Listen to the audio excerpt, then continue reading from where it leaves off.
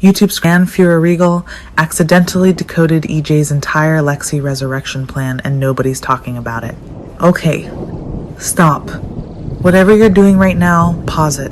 Because Dan Feuerregel just sat down for what looked like a completely normal, routine soap opera, and he accidentally blew the lid off EJ DiMera's entire operation. Every layer, every calculation, every dark corner of it. And I don't think he realized how much he gave away, what Feuerregel actually said and what he didn't mean to say. So here's the setup.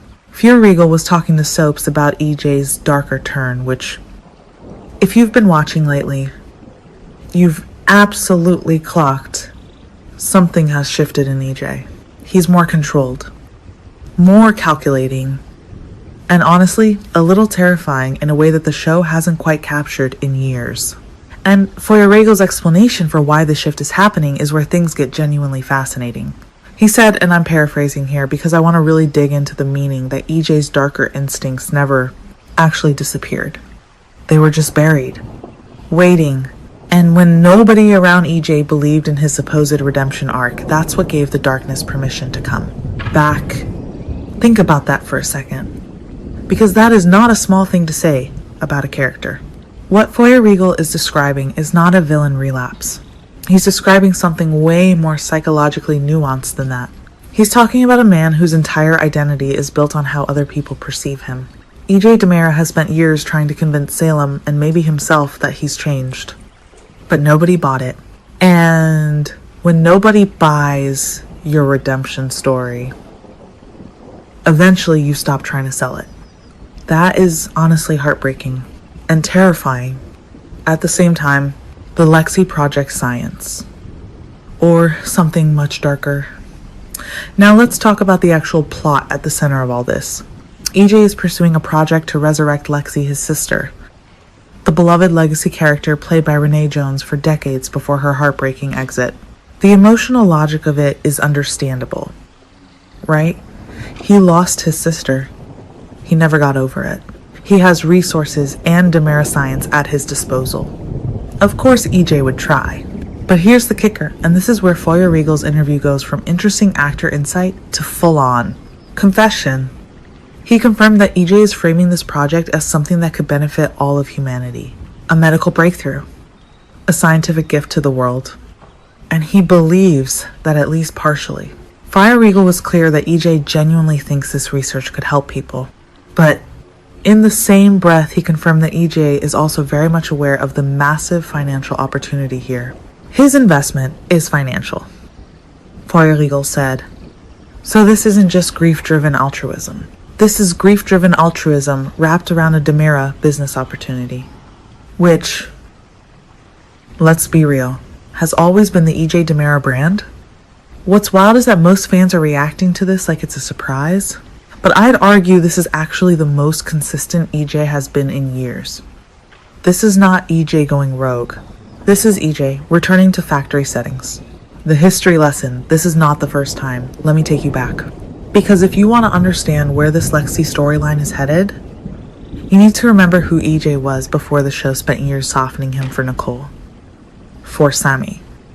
For the kids. We're talking about a man who orchestrated kidnappings, who manipulated medical situations when it suited him, who used science and money and DiMera power as weapons. Again and again. With chilling composure.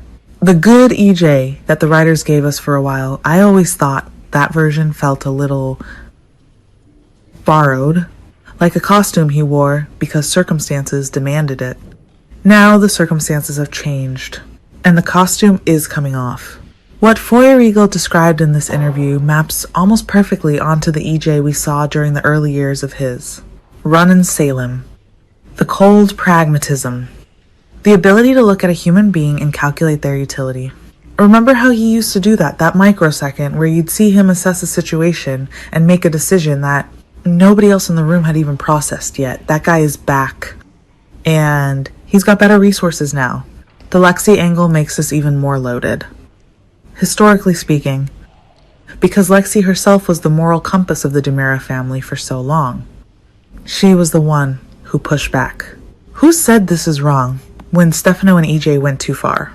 Her absence has been a gaping wound in the Demera storyline for years, even when the show didn't directly address it, using her resurrection, her image, her memory, her face as the centerpiece of what is essentially a morally bankrupt scientific experiment. That is a level of irony that the Day's writing room should be very proud of, if they intended it, and I choose to believe they did. The Paulina confrontation, the scene that changes everything. Let's talk about the moment that really crystallized all of this. EJ standing in front of Paulina, revealing what's really happening with the Lexi project. And what does Paulina see when she looks at him? Not redemption, not grief, not a brother who misses his sister. She sees a Demera scheme, quiet, confident, dressed up in the language of science and family love, but a scheme nonetheless. And EJ, he doesn't even flinch. He defends it, calmly, without blinking. That calm is the most frightening thing about this version of EJ. The earlier, more volatile EJ, the one who would explode, who would get emotional, who would sometimes let his feelings derail his plans, that EJ was dangerous, but he was also readable. You could see the emotion, and sometimes appeal to it. This EJ has turned the emotion off, or buried it so deep that it might as well be off. Fire Regal confirmed this in the interview when he talked about the moment with Gwen. Gwen raises a legitimate concern: what happens if Paulina exposes the surgery? And EJ essentially responds, there will always be other test subjects. The work continues. Other test subjects. I need everyone to sit with those 3 words for a moment, because that is not the language of a man on a redemption arc. That is the language of a man who has made peace with a version of himself that should keep everyone in Salem up at night. My theory, this isn't a villain return.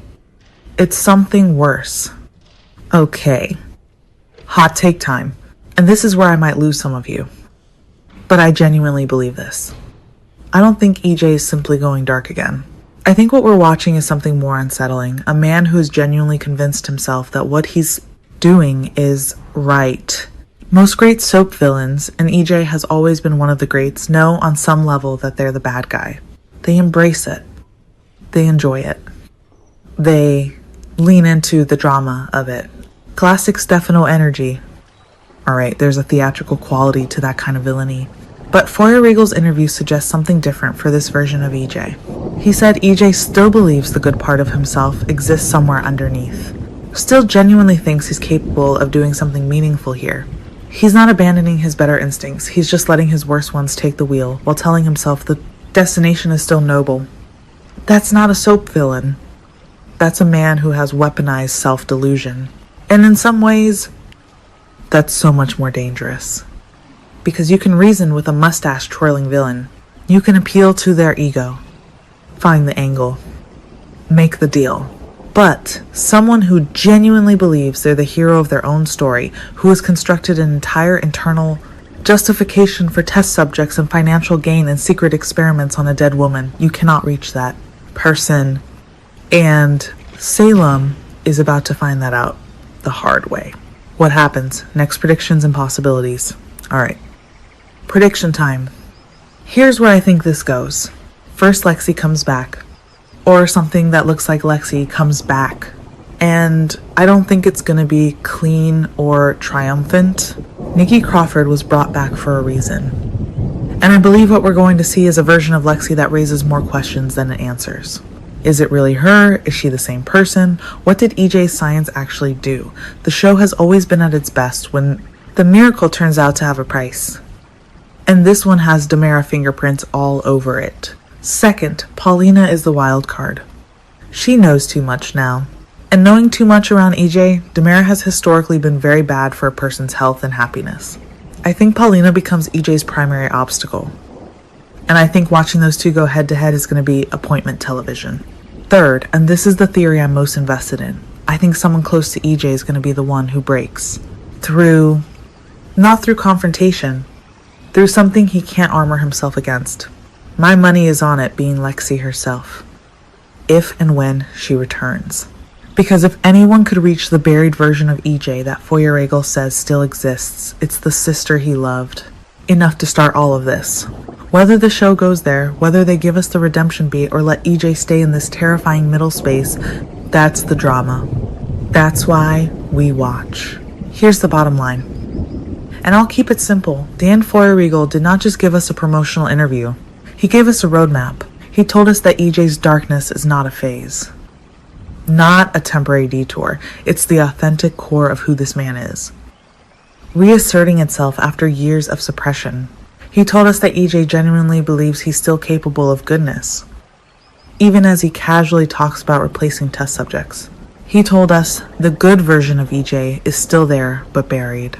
And honestly, that last image is the one